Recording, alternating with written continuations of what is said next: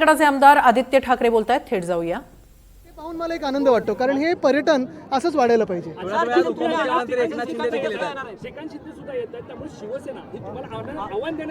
बघा, शिंदेचा गट काही शिवसेना नाही, शिवसेना ही सगळी आहे.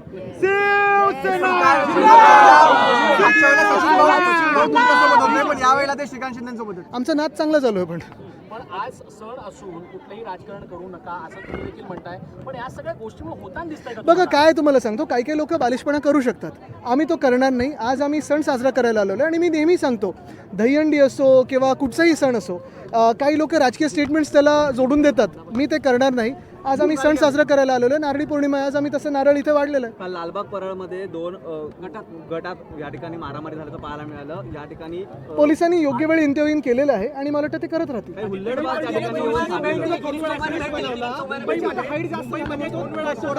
मला वाटतं एक महत्त्वाचं आहे, 260 कोटीचा जो MMRDA ब्रिज, तो एवढा भयानकपणे आपण पाहतोय आता पाडणार आहेत का, तर डिझाईन चुकलेली आहे. मला वाटतं हे पैसे त्यावेळीचे जे मुख्यमंत्री किंवा UD मंत्री असतील ते कॉन्ट्रॅक्टर त्यांच्याकडून घेतले पाहिजे, जनतेचा पैसा नाही. ते UD मंत्री, नगरविकास जे कोण असतील त्यावेळी त्यांच्याकडून, त्यांच्या वैयक्तिक खात्याकडून घेतले पाहिजेत.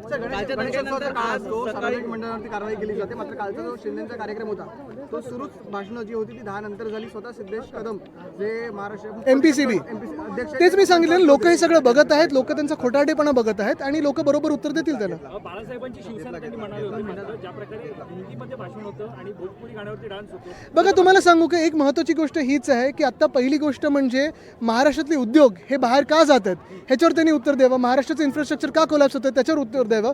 आणि दुसरी गोष्ट म्हणजे मी जसं सांगितलं, आज इथे राजकारण मी बोलणार नाही. मुंबईच्या वरळीमध्ये नारळी पौर्णिमेचा उत्सव साजरा करण्यात येतो. याच उत्सवात सहभागी होण्यासाठी आदित्य ठाकरे हे दाखल झाले. वरळी कोळीवाड्यात ते आले